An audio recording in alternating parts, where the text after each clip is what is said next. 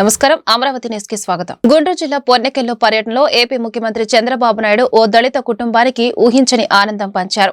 గ్రామంలోని ఎస్సీ కాలనీలో పర్యటించిన చంద్రబాబు అక్కడ ప్రవీణ్ అనే యువకుడి మెకానిక్ షెడ్ ను సందర్శించారు. అనంతరం అతడి ఇంటికి వెళ్లారు. యువకుడి కుటుంబ సభ్యులతో మాట్లాడారు. కలలో కూడా తన ఇల్లు మెకానిక్ షెడ్ కి సీఎం చంద్రబాబు వస్తారని ఊహించలేదంటూ ప్రవీణ్ కుటుంబం సంతోషంతో మునిగిపోయారు. బైక్ మెకానిక్ల సమస్యలను ప్రవీణ్ ద్వారా తెలుసుకున్న సీఎం చంద్రబాబు అతడికి మంచి శిక్షణ ఇచ్చి మెరుగైన వసతులతో గ్యారేజ్ ఏర్పాటుకు ఆర్థిక సాయం చేయాలని అధికారులు స్థానిక నేతలకు సూచించారు. ఇల్లు కూడా మంజూరు చేయాలని అధికారులను ఆదేశించారు. ఒక మంచి ప్లేస్ ఐడెంటిఫై చేసి అక్కడ షెడ్ కట్టి నీకు ఎక్విప్మెంట్ ఎంత ఇస్తే అక్కడ పెట్టుకుంటాను ఓకే. కాబట్టి నువ్వు అన్ని పెట్టేసి అతని ట్రైనింగ్ ఇచ్చి స్కిల్ డెవలప్మెంట్ చేసి అక్కడనే కావాలంటే కార్పెంటర్ రెండు పక్క పక్కన పెట్టుకోవచ్చు. మొబైల్ పెడతారా? మొబైల్ అయితే అతను అన్ని చోట్లకి వెళ్ళి చేసుకుంటాం. అదే ఫాలోఅప్ చేసి రెండు మీరు ఏం చేయగలుగుతారో వర్కౌట్ చేయండి. దానిపైన ఏం చేయండి సరిపోతుంది. నాకు వీళ్ళని సెటిల్ చేయాలి. ఓకే మనం చేస్తాం. అది అది పరికరాలు సార్, స్పానర్ సరిగ్గా లేవు సార్. స్పానర్ కూడా రీపోయింది. కొన్ని ఇక్కడ పెట్టాను సార్, కొన్ని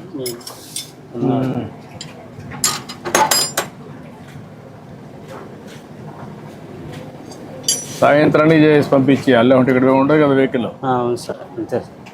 సాయంత్రాన్ని పంపించారు. పంపించారు.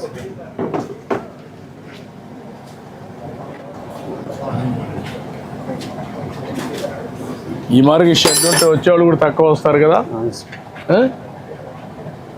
వచ్చేవాళ్ళు కూడా నమ్మకం ఉండదు కదా. నీ దగ్గర అన్ని పనిముట్లు లేవు. పని బాగానే చేస్తాం కానీ ఎక్విప్మెంట్ సామాన్లు నువ్వు పని చేయగలుగుతావు. పనిముట్లు కూడా ఉంటే అప్పుడు ఈజీగా ఉంటుంది. అట్లా లేకుండా ఉంటే. గుంటూరు జిల్లాలో సీఎం చంద్రబాబు పర్యటిస్తున్నారు. ఈ క్రమంలో తాడికొండ మండలం పొన్నెకెలలో సీఎం చంద్రబాబు అకస్మాత్తుగా ఓ చిన్న దుకాణం వద్ద ఆగారు. అక్కడ ఉన్న మహిళతో కుటుంబం జీవనోపాధి గురించి వివరాలు అడిగి తెలుసుకున్నారు. వారి దుస్థితిని చూసి విని చలించిపోయిన ముఖ్యమంత్రి వారికి ఉపాధి కల్పించే ఏర్పాట్లు చూడాలని కలెక్టర్లకు ఆదేశాలు జారీ చేశారు.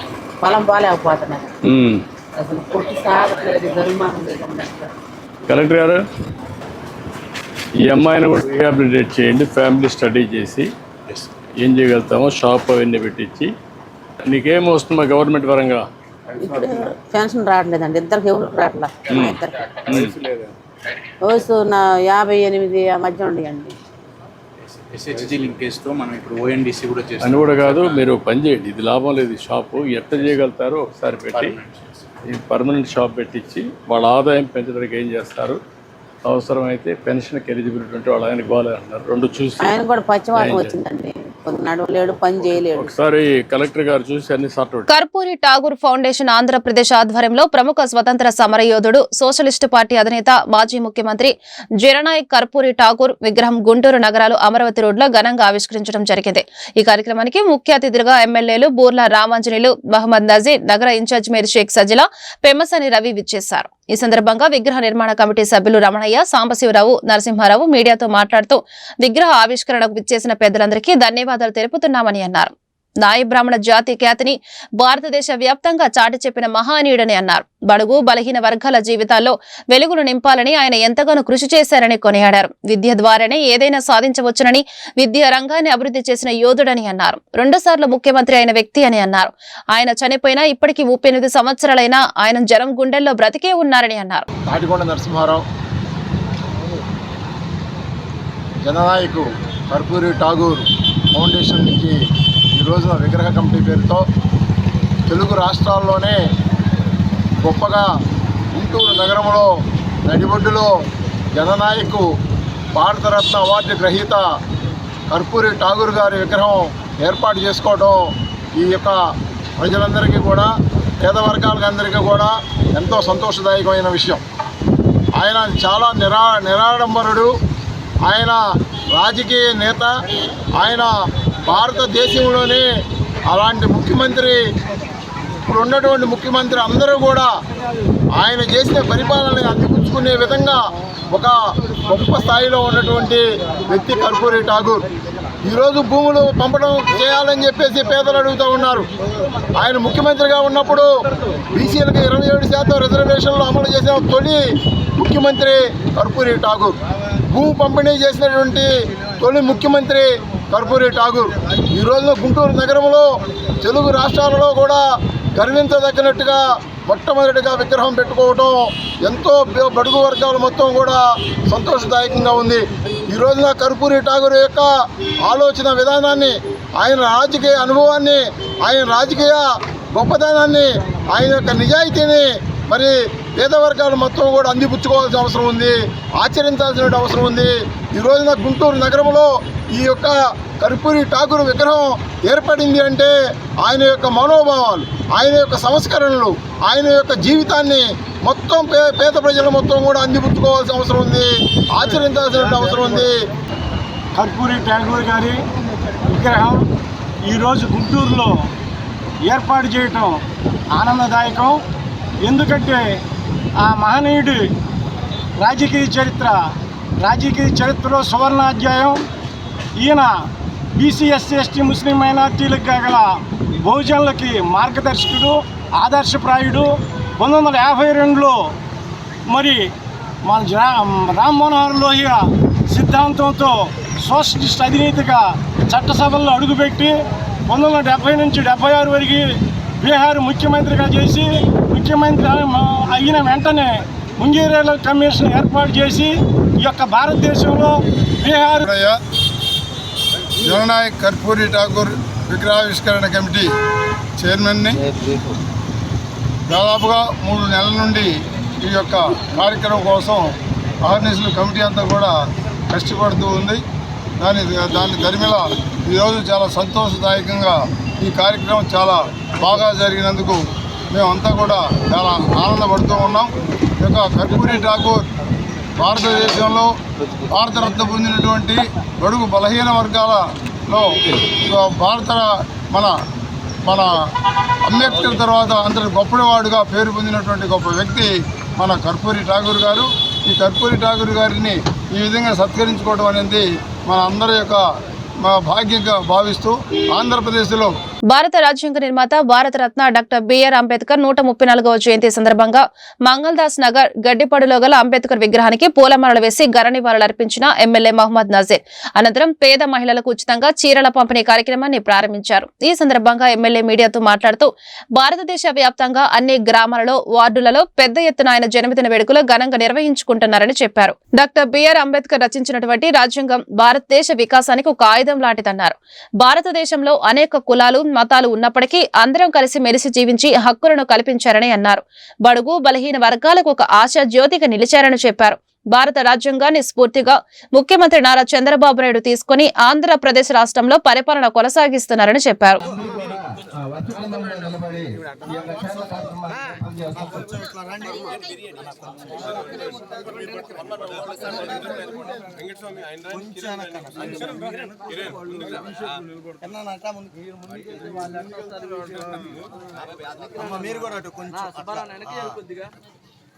డాక్టర్ బిఆర్ అంబేద్కర్ గారి 134వ జయంతిని పురస్కరించుకొని ఈరోజు భారతదేశ వ్యాప్తంగా అన్ని గ్రామాల్లో, అన్ని వార్డుల్లో కూడా పెద్ద ఎత్తున ఆయన జయంతిని ఘనంగా నిర్వహించుకుంటున్నటువంటి పరిస్థితులు ఉన్నాయి. ముఖ్యంగా స్వాతంత్ర భారతదేశంలో డాక్టర్ బిఆర్ అంబేద్కర్ గారు రచించినటువంటి రాజ్యాంగం ఈరోజు భారతదేశ వికాసానికి, కలిసి మెలిసి బ్రతికడానికి ఒక ఆయుధంగా మనందరం కూడా భావించవచ్చు. ఈరోజు సమాజంలో అన్ని రకాల కులాలు, మతాలు ఉన్నప్పుడు కూడా కలిసిమెలిసి జీవించేటువంటి విధంగా ఈరోజు హక్కులను కల్పిస్తూ ముఖ్యంగా బడుగు బలహీన వర్గాలకు, దళితులకు ఒక ఆశాజ్యోతిగా ఆయన రచించినటువంటి రాజ్యాంగం వల్ల ఈరోజు భారతదేశం అభివృద్ధి చెందడమే కాకుండా సమానత్వానికి దోహదపడుతున్నటువంటి పరిస్థితులు ముందు కూడా చూస్తూ ఉన్నాం.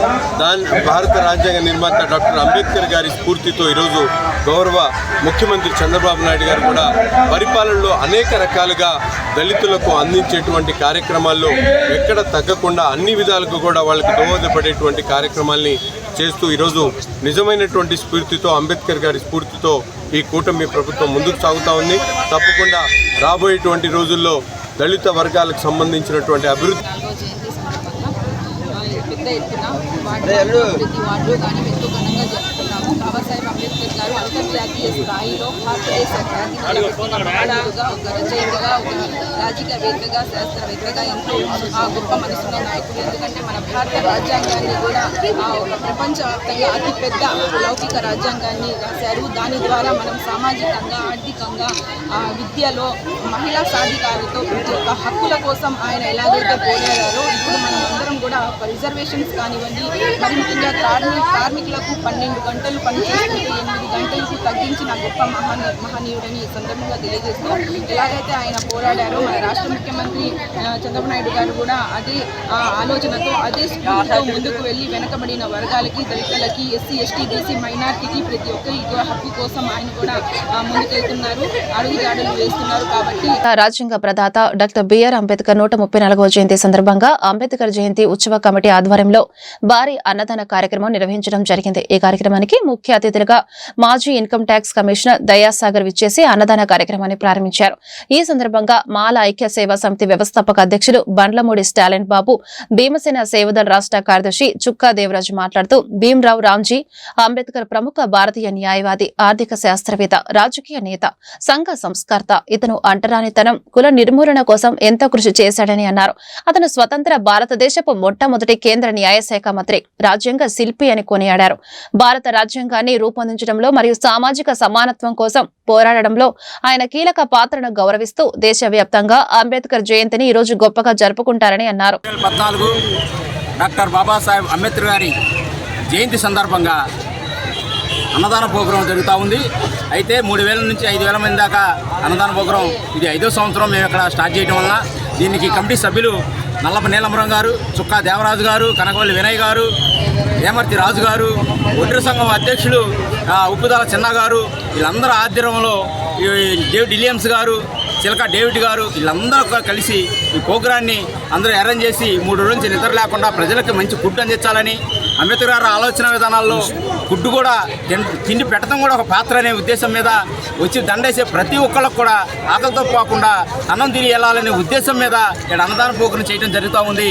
అయితే ఇక్కడ ఉన్నటువంటి కమిటీ మొత్తం కూడా అంబేద్కరిస్ట్గా వాళ్ళు చేసే కార్యక్రమాన్ని ప్రజలు అభినందించాలని, అలాగే ప్రతి ఒక్క సంవత్సరం పెరుగుతూ వస్తూ ఉంది. అన్నదాన ప్రోగ్రాము గంట నుంచి 3 గంటలు, 3 గంటల నుంచి 5 గంటల వరకు పెరుగుతూ ఉంది. అంబేద్కర్ గారి ఆలోచన విధానాలతో చాలామంది ఇక్కడికి వచ్చి దండలేసిన ప్రతి ఒక్కళ్ళు కూడా కడుపు నిండా అన్నం పెట్టి పంపించాలనే ఉద్దేశంతోనే ఈ అన్నదాన కార్యక్రమం చేయడం జరుగుతూ ఉంది. అందరూ కలిసి జయప్రదం చేయండి. చుక్కా దేవరాజ్, గుంటూరు జిల్లా భీమసేన సేవదళ ఆధ్వర్యంలో మేము అంబేద్కర్ జయంతి ఉత్సవ కమిటీ ఆధ్వర్యంలో ఈ భోజన కార్యక్రమాలు గత 5 సంవత్సరాల నుంచి నిర్విరామంగా జరుగుతూ ఉన్నాయి. వచ్చేవారికి లేదనకుండా భోజనాలు కల్పించడంలో ప్రతి ఒక్కరి సహకారం ఉంది. వాళ్ళందరికీ పేరు పేరున జైలు తెలియజేస్తూ ఉన్నాం. ఈ సంవత్సరం కమిటీ ఆధ్వర్యంలో ప్రతి ఒక్కరు సహకరించిన బండ్లమూడి స్టాలిన్ బాబు, కనకవల్లి వినయ్, బత్తుల అనిలు, చిలక డేవిడ్, తర్వాత బత్తుల అనిలు,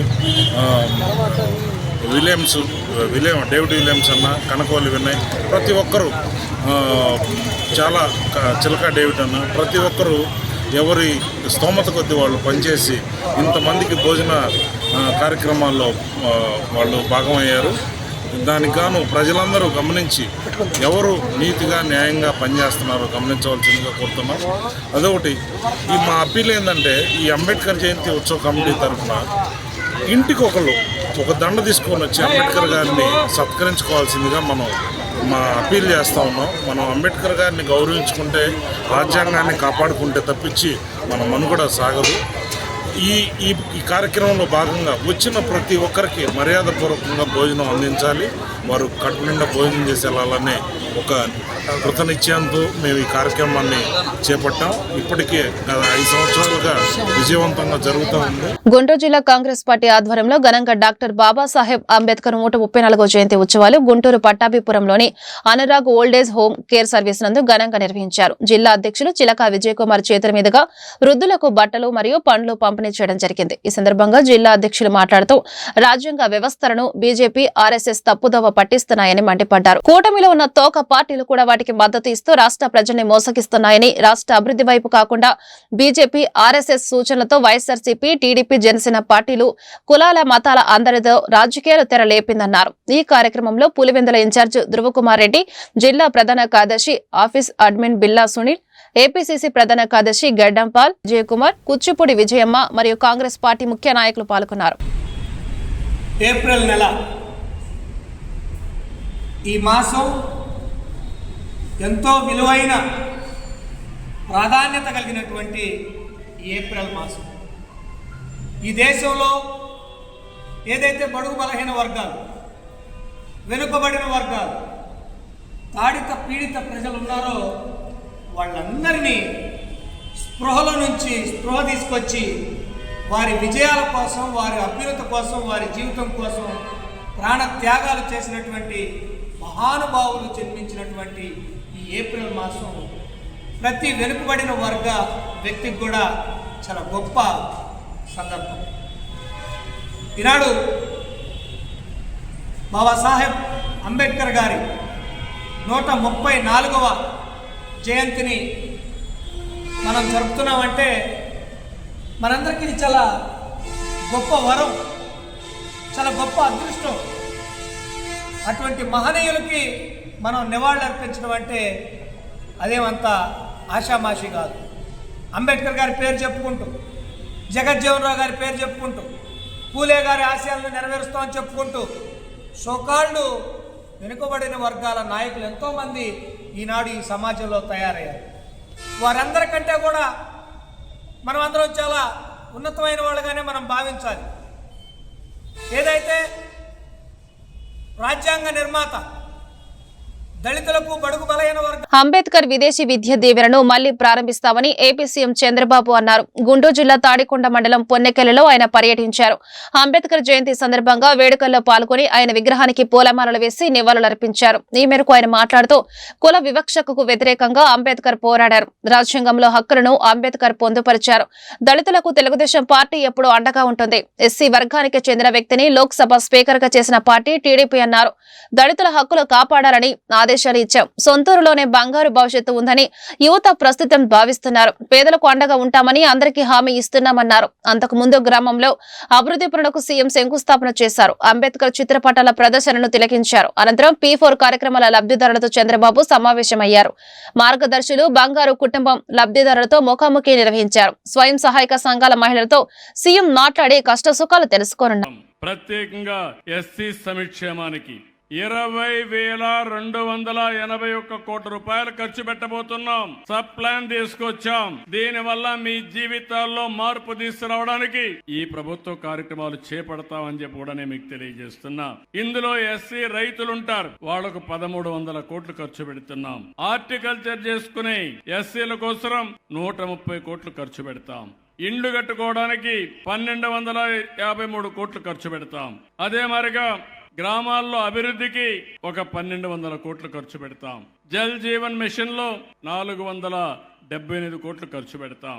ఎవరైతే 1,241 ఎస్సీ సంక్షేమ హాస్టల్లో రెసిడెన్షియల్ స్కూల్స్ చదువుకుంటున్నారో దగ్గర 2,35,600 మంది ఉన్నారు. వారికి 1,331 కోట్లు ఖర్చు పెడుతున్నాం. వీళ్ళందరికీ హామీ ఇస్తున్నా, తొందరలోనే వీళ్ళని తొందరలో రెసిడెన్షియల్ స్కూల్స్ లో ఎస్సీ పిల్లలను చదువుకునే విధంగా మెరుగైన భోజనమే కాకుండా నాణ్యమైన విద్య ఇచ్చే పరిస్థితి తీసుకొస్తామని కూడా నేను మీకు తెలియజేస్తున్నా. నేను ఒక ఎకనామిక్ కార్యక్రమానికి కూడా నాంది పలికాను. అది కూడా ఇప్పుడే నేను మాట్లాడతాను. ఏం చేయబోతాం కూడా చెప్తాం. ప్రభుత్వం సబ్సిడీ ఇస్తాం, లబ్ధిదారుని ఎంపిక చేస్తాం, మీ ఆదాయాన్ని పెంచే కార్యక్రమం తీసుకొస్తాను. దీనికి తోడుగా P4 కూడా తీసుకొస్తామని చెప్పి కూడా నేను మీకు తెలియజేస్తున్నా. ఇప్పటికే మీరు చూస్తే 21 లక్షల పేద ఎస్సీ ఎస్టీ కుటుంబాలున్నాయి. వీళ్ళందరి కోసం 200 యూనిట్లు కరెంటు ఉచితంగా ఇస్తున్నాం. ఇప్పుడు కొత్తగా ఒక స్కీమ్ తీసుకొచ్చాను. మీ ఇంటి పైన సోలార్ ప్యానెల్స్ పెట్టి కరెంటు ఉత్పత్తి చేసి మీరు వాడుకునే 200 యూనిట్లు వాడుకుని మిగిలిన కరెంటు డిపార్ట్మెంట్ కి ఇస్తే యూనిట్ కి ₹2.09 మీకు డబ్బులు కూడా ఇస్తాం. దీనివల్ల మీ ఆదాయం పెరుగుతుంది. నెలకు గాని మీరు 100 యూనిట్లు ఇస్తే 210 రూపాయలు ప్రతి నెల మీ అకౌంట్లకు డబ్బులు వచ్చే పరిస్థితి వస్తుంది. దీనివల్ల కూడా మీకు ఒక వెసులుబాటు వస్తుంది. సంవత్సరానికి 2500 నుంచి 3000 రూపాయల అదనపు ఆదాయం వస్తుందని చెప్పి కూడా నేను మీకు తెలియజేస్తున్నా. ఎస్సీ ఎస్టీ కుటుంబాలు ఇల్లు కట్టుకోవాలంటే 50,000 రూపాయలు అదనంగా డబ్బులు ఇస్తామని చెప్పి కూడా నేను మీకు తెలియజేస్తున్నా. భారత రాజ్యాంగ నిర్మాత డాక్టర్ బిఆర్ అంబేద్కర్ కు నిజమైన వారసుడు దేశ ప్రధాని నరేంద్ర మోడీ అని బీజేపీ నాయకులు వల్లూరి జయప్రకాష్ నారాయణ, చెరుకూరి తిరుపతిరావు స్పష్టం చేశారు. ఎందుకంటే ఆయన ఆశయాలను మోడీ ప్రభుత్వం చిత్తశుద్ధితో అమలు చేస్తుందని చెప్పారు. ఆయనకు భారతరత్న బిరుదు ఇచ్చింది బీజేపీ ప్రభుత్వం అని గుర్తు చేశారు. డాక్టర్ బిఆర్ అంబేద్కర్ 134వ జయంతి పురస్కరించుకొని గుంటూరు లాడ్జి సెంటర్లోని ఆయన విగ్రహానికి బీజేపీ నాయకులు పూలమాలలు వేసి ఘనంగా నివాళులర్పించారు. ఈ సందర్భంగా వల్లూరి జయప్రకాష్ నారాయణ, చెరుకూరి తిరుపతిరావు మీడియాతో మాట్లాడుతూ అంబేద్కర్ జీవితాన్ని ఆవిష్కరించారు. ఆయన స్మృతులు భావితరాలకు తెలిసేలా అనేక కార్యక్రమాలకు ఎన్డీఏ ప్రభుత్వం శ్రీకారం చుట్టిందన్నారు. బడుగు బలహీన వర్గాలకు సంబంధించిన ప్రజలందరినీ కూడా ఆర్థికంగానే కాదు సామాజికంగా రాజకీయంగా కూడా ముందుకు తీసుకురావాలని వారు ఏదైతే ఆశించారో దానికి భిన్నంగా గత కాంగ్రెస్ ప్రభుత్వం ప్రజలందరినీ కూడా వంచిస్తూ రాజ్యాంగ నిర్మాత అయినటువంటి అంబేద్కర్ గారిని అవమానిస్తూ ఎన్నో కార్యక్రమాలు చేపట్టింది. ఆఖరికి వారు చనిపోయినటువంటి సందర్భంలో కూడా వారు అంత్యక్రియలు ఢిల్లీ నగరంలో జరగనివ్వకుండా చేసి ముంబై నగరానికి వారి యొక్క పార్థివ దేహాన్ని పంపించేసినటువంటి సంఘటన మనందరికీ కూడా తెలుసు. అయితే తర్వాత వచ్చినటువంటి భారతీయ జనతా పార్టీ ప్రభుత్వం వారికి కనీసం అంబేద్కర్ గారికి గత ప్రభుత్వం కాంగ్రెస్ ప్రభుత్వం భారతరత్న ఇవ్వడానికి నిరాకరించి వారి ఫోటోను కూడా పార్లమెంట్లో పెట్టడానికి నిరాకరించినటువంటి పరిస్థితుల్లో వాజ్పేయి గారి యొక్క మద్దతుతోటి భారతీయ జనతా ప్రభుత్వం మొట్టమొదటిసారిగా 1990లో థర్డ్ ఫ్రంట్ పేరుతోటి వచ్చిన సందర్భంగా అంబేద్కర్ గారి యొక్క చిత్రపటాన్ని పార్లమెంట్లో పెట్టించినటువంటి ఘనత భారతీయ జనతా పార్టీది. అదేవిధంగా తదనంతరం ఏదైతే అంబేద్కర్ గారు ఆశించారో అంబేద్కర్ గారు చెప్పినటువంటి ఆలోచనలు ఉన్నాయో సర్వమాత సమానత్వం, సర్వ మానవ సమానత్వం అని వారు ఏదైతే చెప్పారో భారతీయ జనతా పార్టీ స్ఫూర్తికి దగ్గరగా ఉన్నటువంటి పరిస్థితి. అంబేద్కర్ గారి యొక్క తిరిగినటువంటి ప్రాంతాలు ఏవైతే పంచతీర్థాలుగా భారతీయ జనతా పార్టీ అధికారంలోకి వచ్చిన తర్వాత నరేంద్ర మోదీ గారి నాయకత్వంలో పంచతీర్థాలను అంబేద్కర్ గారి 134వ జయంతి సందర్భంగా ఈ యొక్క చేసినటువంటి పత్రికా విలేకరులకి నమస్కారాలు తెలియజేస్తూ రాజ్యాంగ నిర్మాత డాక్టర్ బిఆర్ అంబేద్కర్ గారి 134వ జయంతి సందర్భంగా ఈ యొక్క జయంతిని జరుపుకోవడం ఎంతో ఆనందంగా ఉంది. వారు భారత రాజ్యాంగాన్ని రచించి ప్రపంచ మేధావిగా ఎదిగినటువంటి వ్యక్తి. అలాంటి వ్యక్తిని మనం స్మరించుకోవడం ఎంతో ఆనందంగా ఉంది. అయితే భారత రాజ్యాంగాన్ని నిర్మించినటువంటి వ్యక్తిని కాంగ్రెస్ పార్టీ ఎలా అవమానపరిచిందో దేశ ప్రజలందరికీ తెలుసు. కానీ కాంగ్రెస్ పార్టీ గత 40-50 సంవత్సరాలుగా ఆ రాజ్యాంగాన్ని తూట్లు పొడిచి దాదాపు 84-85 సార్లు రాజ్యాంగాన్ని సవరణ చేసింది. వాళ్ళ స్వలాభం కోసం. అలాగే భారతీయ జనతా పార్టీ నరేంద్ర మోడీ గారు వచ్చిన తర్వాత భారతరత్న డాక్టర్ బిఆర్ అంబేద్కర్ రూపొందించిన రాజ్యాంగం సామాజిక న్యాయానికి బాటలు వేసిందని మాజీ మంత్రి డొక్కా మాణిక్యవర ప్రసాద్ తెలిపారు. ఆయన చలవ వల్లే ఈ దేశంలో సమానత్వం, సౌభ్రతత్వం పరిడవిల్లుతోందని చెప్పారు. డాక్టర్ బిఆర్ అంబేద్కర్ 134వ జయంతి పురస్కరించుకుని లాడ్జి సెంటర్లోని ఆయన విగ్రహానికి డొక్కా మాణిక్యవర ప్రసాద్ పూలమాలలు వేసి ఘనంగా నివాళులర్పించారు. ఈ సందర్భంగా ఆయన మీడియాతో మాట్లాడుతూ అంబేద్కర్ జీవితాన్ని ఆవిష్కరించారు. ఆయన ఆశయాలను కూటమి ప్రభుత్వం ముందుకు తీసుకువెళ్తుందని చెప్పారు. భారత జాతి ముద్దుబిడ్డ, భారతదేశం గర్వించదగిన మహాపురుషుడు బాబాసాహెబ్ అంబేద్కర్ గారి జన్మదిన సందర్భంగా రాష్ట్ర ప్రజానికానికి, జిల్లా ప్రజానికి శుభాకాంక్షలు. వారి ఆలోచనలు, వారి యొక్క సిద్ధాంతాన్ని, వారి యొక్క రాజ్యాంగాన్ని అమలు పరిచేందుకు రాష్ట్ర ప్రభుత్వం, కేంద్ర ప్రభుత్వం అన్ని చర్యలు తీసుకోవాలని విజ్ఞప్తి చేస్తూ, అదే సందర్భంగా వర్గీకరణ చేసినందుకు రాష్ట్ర ముఖ్యమంత్రి ఎస్సీ వర్గీకరణ రాష్ట్ర ముఖ్యమంత్రి చంద్రబాబు నాయుడు గారికి ధన్యవాదాలు తెలియజేసుకుంటూ, వర్గీకరణ అనేది అంబేద్కర్ ఆలోచన విధానంలో ముఖ్యమైన విషయం అని చెప్పి తెలియజేస్తూ, వర్గీకరణ అంబేద్కర్కి నివాళి. వర్గీకరణ అనేది అంబేద్కర్ గారికి నివాళిగా భావించాలని చెప్పి నేను తెలియజేస్తున్నాను. ధన్యవాదాలు. డాక్టర్ బిఆర్ అంబేద్కర్ రూపొందించిన రాజ్యాంగం సమాజ స్థాపనకు దోహదపడిందని వేమూరు ఎమ్మెల్యే నక్కా ఆనందబాబు, ఎమ్మెల్సీ ఆలపాటి రాజేంద్ర ప్రసాద్ వ్యాఖ్యానించారు. గత వైసీపీ ప్రభుత్వ పాలనలో దళితులకు రక్షణ లేదని ఆరోపించారు. కూటమి ప్రభుత్వ పాలనలో దళితుల సంక్షేమం బ్రహ్మాండంగా కొనసాగుతుందని వివరించారు. డాక్టర్ బిఆర్ అంబేద్కర్ 134వ జయంతి పురస్కరించుకుని లాడ్జీ సెంటర్లోని ఆయన విగ్రహానికి నక్కా ఆనందబాబు, ఆలపాటి రాజేంద్ర ప్రసాద్ పూలమాలలు వేసి ఘనంగా నివాళులర్పించారు. ఈ సందర్భంగా వారు మీడియాతో మాట్లాడుతూ అంబేద్కర్ జీవితం మహోన్నతమని కీర్తించారు. ఆయన రూపొందించిన రాజ్యాంగంతోనే అణగారిన వర్గాల అభ్యున్నతి సాధ్యమైందన్నారు. భారతరత్న డాక్టర్ బిఆర్ అంబేద్కర్ గారి 134వ జయంతి సందర్భంగా భారత జాతి యావత్తు ఈరోజు ఆ మహనీయునికి నివాళులు అర్పిస్తూ ఉంది. పండుగ వాతావరణంలో ఈ జన్మదిన వేడుకలు జరుగుతూ ఉన్నాయి. ముఖ్యంగా డాక్టర్ బిఆర్ అంబేద్కర్ గారు సమాజంలో ఉన్నటువంటి రుగ్మతల్ని పారదోలి సమాజ స్థాపనకి నడుంగట్టి తను అనుభవించినటువంటి కష్టాలు, తను పడ్డటువంటి బాధలు, అంటరానితనం, అస్పృశ్యత భావితరాలకు ఉండకూడదని ఆయన జీవితాన్ని త్యాగం చేసినటువంటి మహనీయుడు డాక్టర్ బిఆర్ అంబేద్కర్ గారు. తనకున్నటువంటి జ్ఞాన సముపార్జన నిమ్న వర్గాల ఉద్ధరణకి పూర్తిగా వెచ్చించినటువంటి వ్యక్తి. ఒక నిమ్న వర్గాలే కాదు, యావత్ భారత జాతి మనుగడ కోసం తన జ్ఞానాన్ని అంతా కూడా రాజ్యాంగం ద్వారా పొందుపరిచి ఇలా హక్కులన్నీ కూడా సకల భారతావనికి అందించినటువంటి వ్యక్తి డాక్టర్ బిఆర్ అంబేద్కర్ గారు.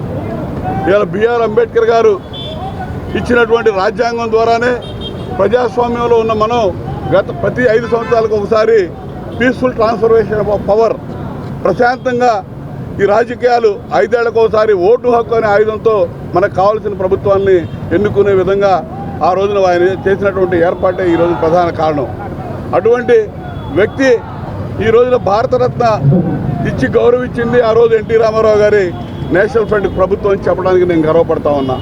తర్వాత ఈ రాష్ట్రంలో ఎస్సీ ఎస్టీ కమిషన్, జాతీయ స్థాయిలో ఉన్నటువంటి ఎస్సీ కమిషన్ తరాలో ఎస్సీ ఎస్టీ కమిషన్ని దళితుల మీద జరుగుతున్నటువంటి అకృత్యాలను నిరోధించడం కోసం ఆ కమిషన్ని తీసుకొచ్చినటువంటి ఘనత చంద్రబాబు నాయుడు గారిని చెప్పడానికి నేను గర్వపడతా ఉన్నా. గత 5 సంవత్సరాలు జగన్మోహన్ రెడ్డి పరిపాలనలో దళితుల హక్కులన్నీ కూడా కాలరాయబడ్డాయి. రాజ్యాంగం ప్రతిరోజు అవహేళనకు, అవమానాలకు గురైంది. దళిత జాతి బతకడమే ఇబ్బందికరమైన పరిస్థితులు, అత్యాచారాలు, హత్యలు, శిరోముండ. ప్రపంచవ్యాప్తంగా ప్రపంచ మేధావికి 134వ జయంతి ఉత్సవాల్ని అత్యంత వైభవంగా జరుపుకోవాల్సినటువంటి కార్యక్రమంలో మేమందరం కూడా భాగస్వాములైనందుకు, ఎవరైతే ఈ ఉత్సవాల్లో భాగస్వాములు అవుతా ఉన్నారో వారందరికీ కూడా నా హృదయపూర్వకమైనటువంటి ధన్యవాదాలు జరుపుకుంటా ఉన్నా. ఎందుకంటే మనందరికీ తెలిసినటువంటి మహోన్నతుడు ఈ యొక్క భారతదేశంలో భిన్నత్వంలో ఏకత్వం ఉండాలి అని, ఏకత్వం కొనసాగాలి అంటే, లౌకికవాదాన్ని కాపాడుకోవాలి అంటే అతిపెద్ద రాజ్యాంగం ద్వారా సాధించుకోవాలి, అందరూ కూడా సమానత్వంతో జీవనం కొనసాగాలి అంటే ఆయన యొక్క కృషి అని చెప్పి మనందరం కూడా గుర్తుపెట్టుకోవాల్సినటువంటి అవసరం. వ్యక్తిగతంగా ఆయన చేసినటువంటి పోరాటాలు కానీ, రాజ్యాంగబద్ధంగా ఈ రాజ్యాంగాన్ని అందించి ఈ దేశాన్ని కాపాడుకునే విషయంలో కానీ, ఈ దేశంలో జీవించే ప్రతి ఒక్కరిని కాపాడుకునే విషయంలో కానీ అనుక్షణం కూడా ఆయన ఆలోచన చేసి ఈనాటికి కూడా ప్రతి ఒక్కరూ రక్షించబడతా ఉన్నారు, గౌరవించబడతా ఉన్నారు అంటే ఆయన ఆనాడు ఆలోచనే ఈనాటికి కూడా ఈ యొక్క గౌరవాన్ని, సామాజిక న్యాయాన్ని సాధించే దాంట్లో ప్రతి ఒక్కరూ ఒక అడుగు ముందు. భారతరత్న డాక్టర్ బిఆర్ అంబేద్కర్ రూపొందించిన రాజ్యాంగం సామాజిక అసమానతను రూపుమాపిందని మాజీ మంత్రి రావెల కిషోర్ బాబు తెలిపారు. బిఆర్ అంబేద్కర్ 134వ జయంతి పురస్కరించుకుని స్థానిక లాడ్జీ సెంటర్లోని ఆయన విగ్రహానికి రావెల కిషోర్ బాబు పూలమాలలు వేసి ఘనంగా నివాళులర్పించారు. ఈ సందర్భంగా ఆయన మీడియాతో మాట్లాడుతూ అంబేద్కర్ జీవితాన్ని ఆవిష్కరించారు. ఆయన ప్రవేశపెట్టిన రిజర్వేషన్లు అణగారిన వర్గాల అభ్యున్నతి దోహదపడ్డాయన్నారు.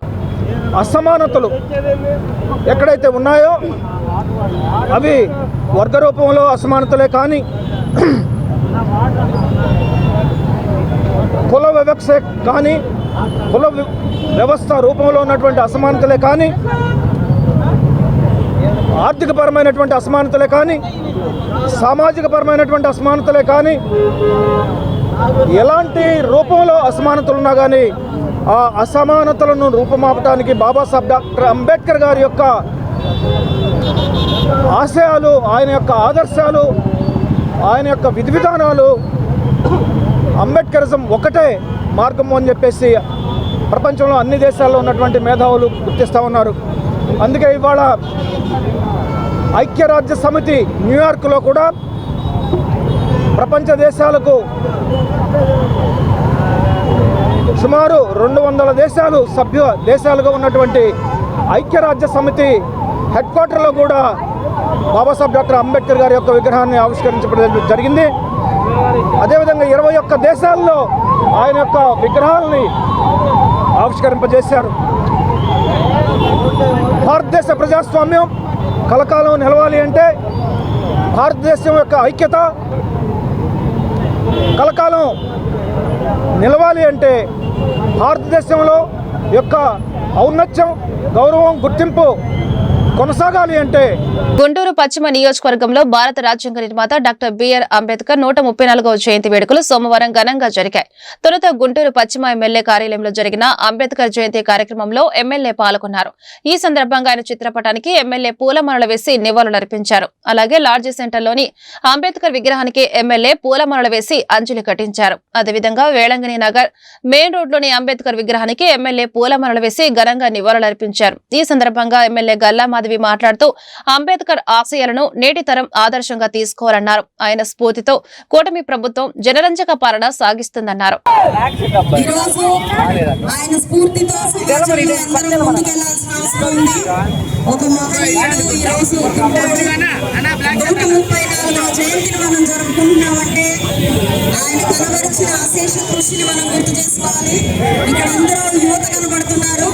ప్రతి ఒక్కరూ ఒక అంబేద్కర్ లాగా ఈ సమాజంలో ఎదగాలి.